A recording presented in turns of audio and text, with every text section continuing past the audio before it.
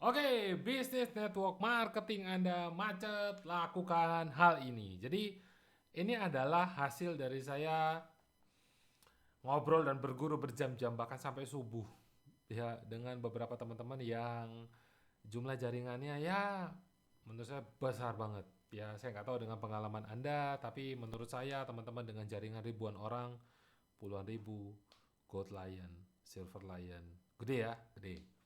Diamond dan lain sebagainya, gede lah. 10.000, 100.000, 1 juta, itu gede banget.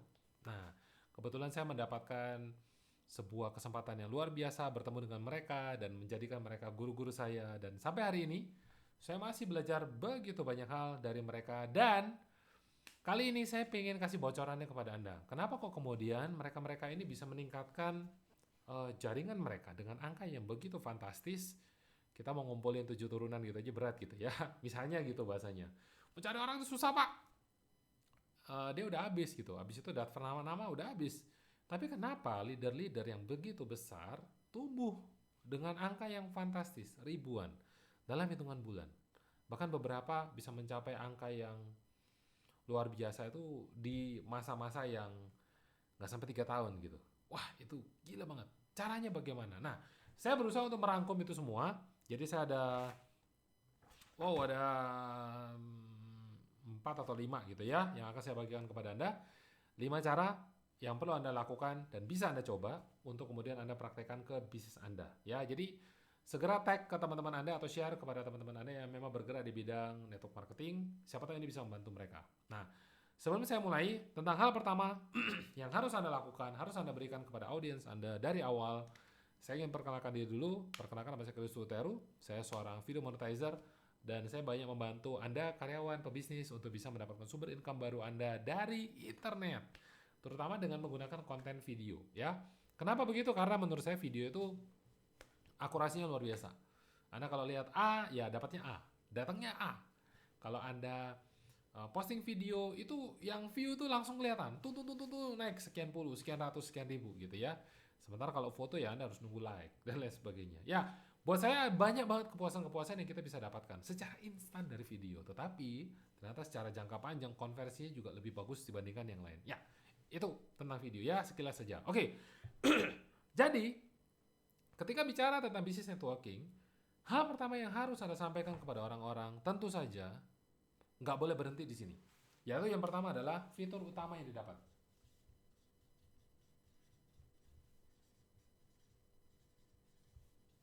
Nah, Anda ngerti nggak maksud saya? Gini, jadi setiap kali orang bergabung ke dalam sebuah bisnis network, yang mereka pasti dapat itu apa ya? Anda harus ingat, hafal, kuasai itu di luar kepala.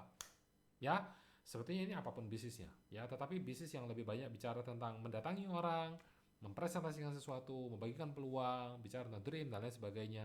Anda harus menguasai ini dan bagikan ini dengan cepat. Kenapa? Karena biasanya yang dihadapi itu akan mulai berpikir seperti ini. Oh ini yang sama kayak yang kemarin. Bedanya apa bro gitu ya. Dia mulai melihat-lihat ya. Anda langsung cerita, oke, inilah bedanya di sini. Ya, cepat. Pertama misalnya tentang produk. Lalu kemudian tentang marketing plan. Lalu kemudian tentang perusahaan, kompro. Ya, bukan maksudnya untuk menyebut satu merek. Tapi intinya, Anda melakukan ini dengan cepat. Produknya apa? Selesai. Terus kemudian marketing plan-nya simple aja. Jangan terlalu dalam, terlalu ribet dan lain sebagainya. Ingat, orang itu suka radio, suka TV, suka handphone, tapi kalau diajak untuk pretelin handphone tersebut, terus disuruh rakit ulang, dia pecah kepala juga. Nggak mau terlalu ribet. Dia pengen dengan cepat, oh ya, bagus. Terus apa lagi? Gitu ya. Katakanlah Anda ketemu dengan orang yang tek tek tek tek tek, tek gitu. Ya. Jadi kita bicara tentang orang seperti itu. Anda langsung to the point.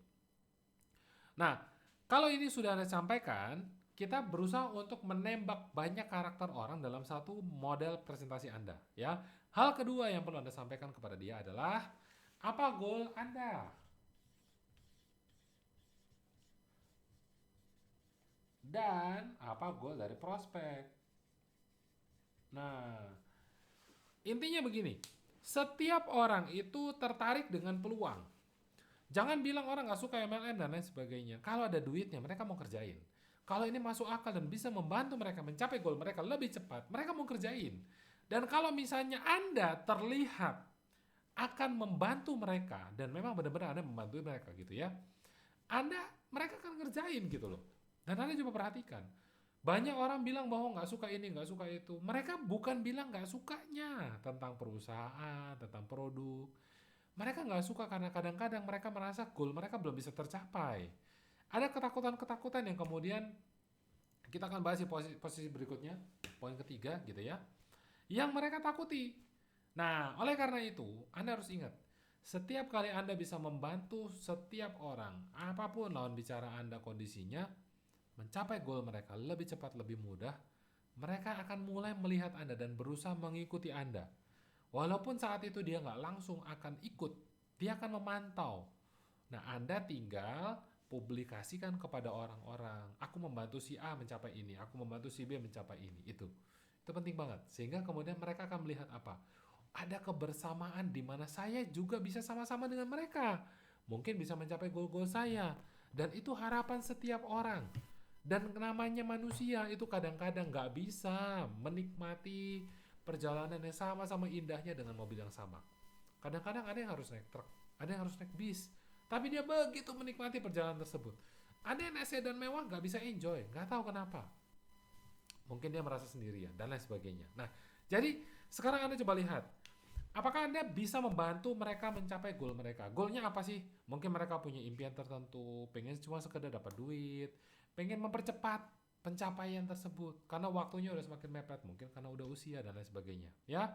Nah, Anda sendiri punya ambisi apa? Anda ingin mencapai apa? Kadang-kadang orang itu suka mengikuti orang yang ambisius. Karena mereka tahu, aku tuh tingkatannya cuma segini aja. Nah, dia butuh ditarik oleh kereta yang cepat, oleh lokomotif yang memang ngebut, yang kuat untuk narik dia. Dan kalau misalnya namanya kereta, tarik-tarikan gitu ya, tarik rame-rame, kalau yang di depan kuat narik, Anda itu ikut berlari tanpa harus mengeluarkan tenaga yang sebesar dia. Tapi Anda bisa sama cepatnya. Oh, enak nggak kayak gitu? Enak banget. Nah, oleh karena itu, tugas Anda adalah jangan membebani gerbong. Anda juga ikut berlari, mengikuti ritmenya. Nah, nanti Anda akan berada di kecepatan yang sama. Orang lain akan melihat Anda, wah ini nih lokomotif yang saya inginkan. Padahal Anda terbentuk gara-gara ngikutin orang tadi. Nah, itu bisa. Ya, dan banyak banget orang-orang pengen seperti itu. Nah, oleh karena itu, yang perlu Anda sampaikan kepada mereka adalah, aku punya target nih. Aku akan melangkah melakukan ini. Kalau kamu ikut, kamu bisa menjadi bagian bersama, dilindungi, dibantu, support, dan lain sebagainya. Untuk mencapai apa? Satu goal besar. Di mana dari satu goal besar ini akan membuat Anda mencapai goal ini, mencapai goal itu, dan lain sebagainya. Dia ikut, ada kemungkinan. Nah, kita lanjut. Ingat, setiap closing itu tidak terbentuk dengan tiba-tiba dia A ya A membuat dia closing, B ya B membuat dia closing. Enggak. Kadang-kadang closing itu terjadi ketika Anda membaca abjad A, B, C, D ada yang closing. E, F, G ada yang closing. H, I kadang-kadang sampai Z baru closing dan lain sebagainya. Kadang sampai Z nggak selesai ngulang dari A lagi nggak closing. Banyak yang seperti itu. Dan kita terus mencoba, ya.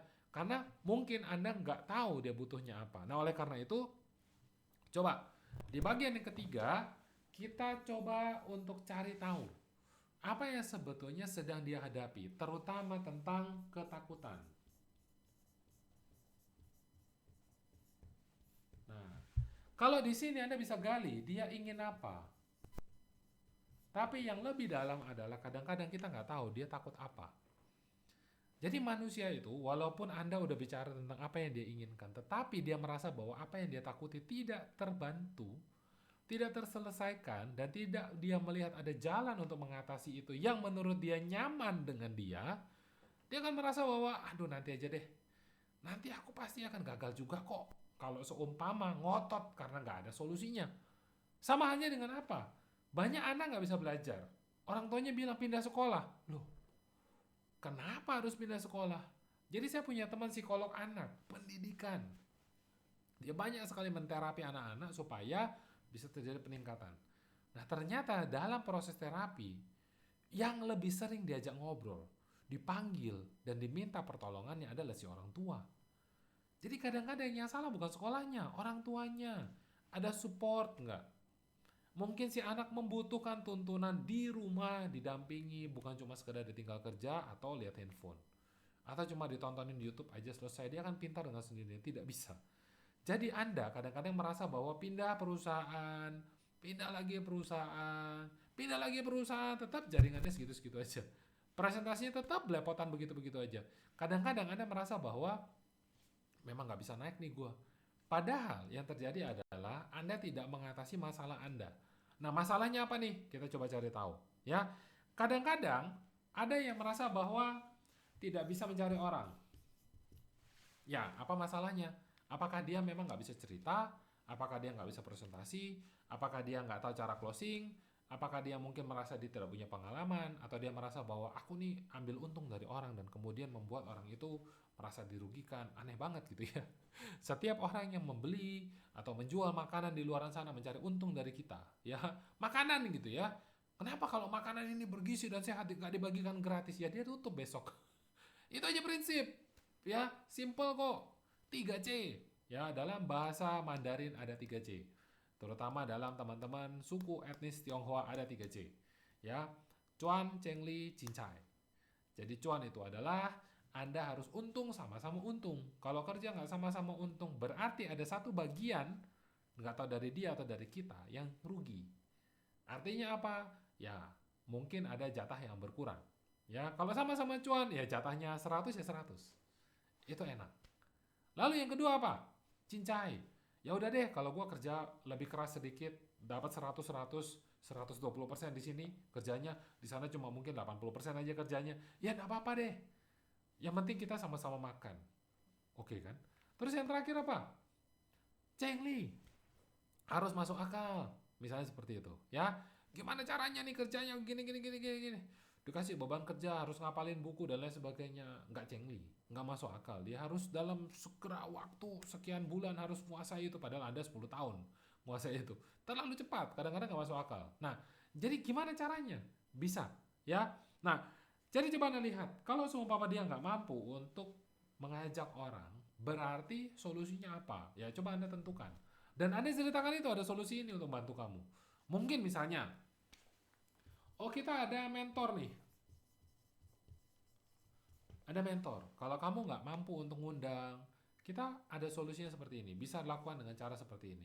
Misalnya, yang banyak saya lakukan dengan teman-teman di komunitas adalah bagaimana cara memaksimalkan digital marketing. Ya, digital marketing itu bagaimana lewat sosial media, lewat video, Instagram, Reels, YouTube Story, Facebook, Twitter, LinkedIn, dan lain sebagainya untuk mendapatkan prospek baru. Kita tunjukin, kita praktekin apa yang harus mereka lakukan. Ini loh. Lalu kita kasih nih waktu untuk kemudian mereka bisa praktek bersama. Bahkan hari ini kami membuka pengalaman itu kepada orang publik, yang bahkan orang-orang di luar komunitas kami. Supaya apa? Tahu ini loh caranya seperti ini. Jangan kemudian Anda merasa bahwa sosial media itu hanya tempat untuk posting brosur dan berharap orang langsung beli begitu aja. Nggak bisa bro. Nggak jalan cara itu.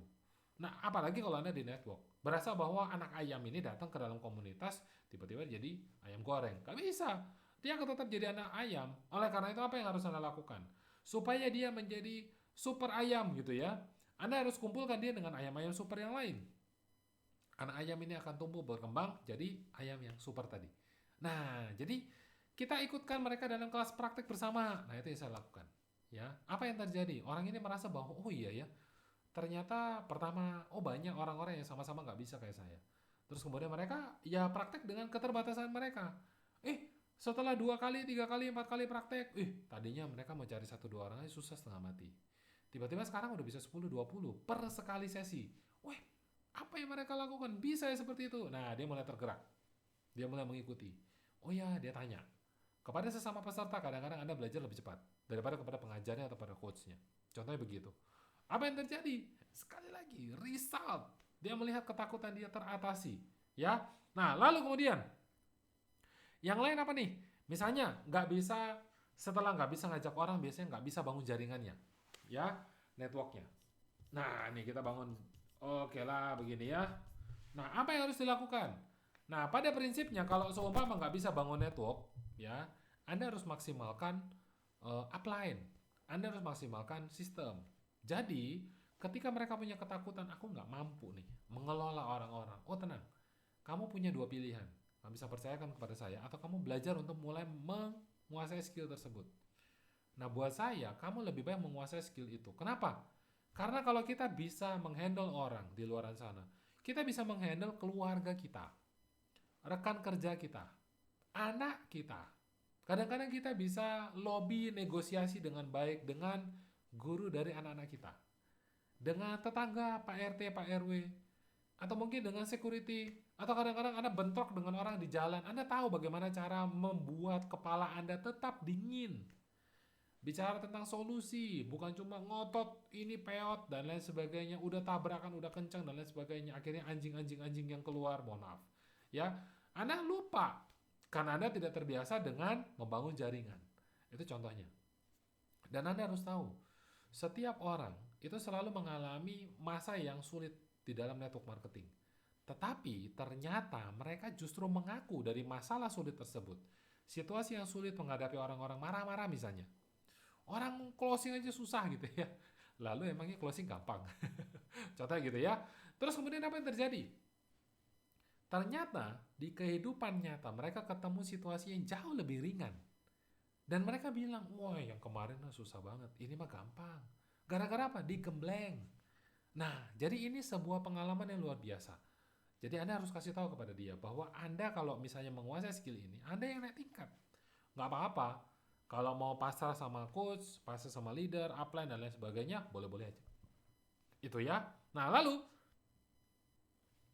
kasih tahu. Misalnya ada, selain mentor ya, ada sistem tadi ya. Ada training, ada duplikasi, dan lain sebagainya. Nah, kasih tahu kepada mereka bahwa ini nanti akan bisa membantu Anda, memudahkan. Nggak usah Anda mikir dari nol. Ini nanti akan berjalan dengan sendirinya. Ketika naik kelas, kamu akan dapat peluru yang baru. Naik kelas lagi, kamu akan masuk ke tingkatan yang baru. Kita akan kasih skill yang baru dan lain sebagainya. Itu, ya, itu bisa Anda lakukan. Nah, lalu saya mau cerita. Ada satu bagian lagi yang paling penting, yang kemudian kalau Anda lakukan, ini bisa membuat bisnis Anda itu jadi lancar jaya. Ya, nah kita hapus dulu. Oke, apakah itu Pak? Ya, yang kemudian bisa membuat bisnis network Anda berjalan dengan lebih lancar daripada sebelumnya. Menurut saya, yang paling penting dan membuat orang-orang kemudian closing itu adalah Anda nggak bisa cuma sekedar mengandalkan skill networking, skill digital marketing, digital video, NLP, copywriting, dan lain sebagainya, Facebook Ads. Sebentar. Kadang-kadang orang itu datang kepada Anda, mereka itu cuma sekedar pengen tahu, Anda itu siapa? Ya, ada cerita apa? Terus kemudian apa alasan besar Anda mengerjakan ini semua? Nah, Anda sudah menyampaikan ini belum kepada mereka? Kalau belum, Anda akan mendapatkan satu label yang sama seperti orang-orang di luar sana. Kamu itu mentang-mentang lihat ini lagi naik daun, lagi tren, perusahaan baru, kamu ajak saya supaya segera dapat komisi dan lain sebagainya. Terus kamu tinggal kan? Ya aku udah tahu tah, itulah angin lama, lagu lama gitu ya. Ya udah deh, kau mau bantu berapa? Kau mau dibantu berapa gitu ya? Hargamu tuh berapa? Oh 10 juta, ya udah saya kasih. Tapi udahlah ini terakhir. Terjadi nggak seperti itu? Terjadi. Terus kemudian Anda bilang, aduh, saya kehabisan teman gara-gara ini. Kenapa kadang-kadang? Karena Anda tidak bercerita. Saya pribadi ketika orang tanya kenapa kok kamu kemudian dulu membangun bisnis network misalnya. Saya pernah berada di sebuah perusahaan network dan kemudian saya cerita kepada teman-teman. Gini, bro, waktu itu saya bersama dengan beberapa teman ada dalam komunitas anti kanker. Dan kami melihat banyak sekali anak-anak kanker yang dalam kondisi belum punya dosa, sudah menderita kanker. Belum lahir, sudah menderita kanker. Kita harus ngapain? Gigi jari, tutup mata, nggak bisa. Ternyata pengobatan yang ada itu hanya kemoterapi dan radiasi. Dan keduanya itu menyakitkan luar biasa. Nah, ketika saya ngobrol dengan banyak orang, ternyata beberapa solusi yang mereka sarankan adalah memberi asupan positif kepada diri. Baik secara mindset maupun secara makanan. Yang paling gampang apa? Kasih makan lebih. Buah, sayur, daging, protein gitu ya. Dan namanya orang sakit itu biasa lidah udah pahit. Apalagi dikasih tinta hitam, kemo. Nah itu lebih parah. Oleh karena itu ketika saya melihat ada satu produk yang memang menurut saya bagus, rasa juga enak gitu ya. Terus kita kasih ke anak-anak, harusnya dia kemoterapi, dia tepar seharian, 2 hari, 3 hari, muntah-muntah full seperti itu terus. Setelah selesai kemo dia bisa langsung lari-lari, dia asik banget. Saya bilang kepada teman-teman saya, kalau seumpama kita bisa bantu satu aja anak seperti ini, gara-gara kanker, kita bantu dengan produk ini, kita bisa dapat duit dari situ, kita bisa bantu kepada mereka, kita supply lah. Karena banyak yang datang hanya dengan duit 10 juta, 5 juta, karena cuma 1 juta. Habis, sebentar aja habis. Untuk hidup aja habis. Kalau bisa kerja, di rumah sakit terus, full. Bagaimana cara dapat duit? Butuh dibantu. Jadi, ya apa boleh buat.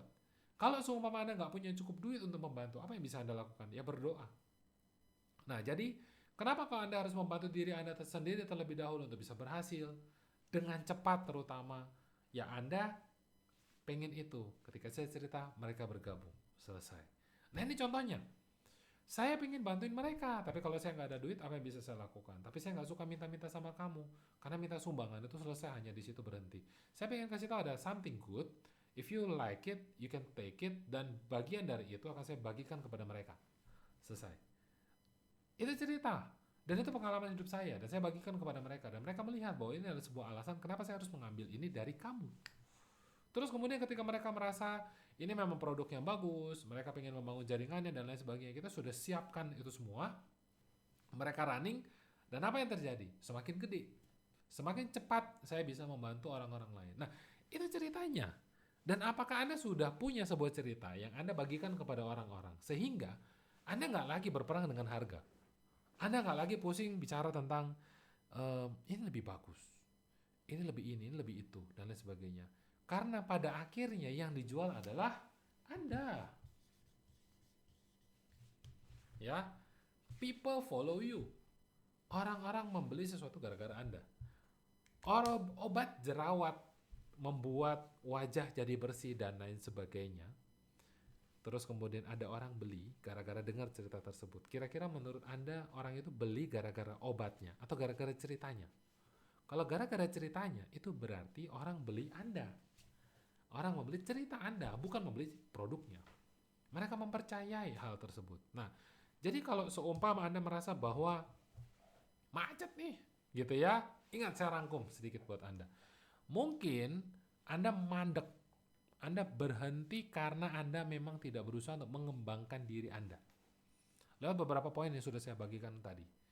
Ya, gimana caranya bicara tentang goal, bagaimana ceritanya bicara tentang marketing plan, tentang produk, dan lain sebagainya. Ya, kuasai cara untuk berbicara, cara untuk presentasi. Tiru aja dulu upline-nya, tiru aja orang yang menurut Anda jago banget presentasi. Justru jangan berusaha untuk memutuskan hubungan dengan orang-orang yang kekeh, presentasinya keren, bagus. Anda merasa bahwa ini orang ngerepotin. Tunggu sebentar. Sisi positif yang dia miliki adalah dia mampu bercerita dengan sangat baik, presentasi dengan sangat bagus. Setiap kali kok dia presentasi Anda pengen beli gitu ya. Ikutin dia. Coba pelajari bagaimana caranya jualan. Karena apa?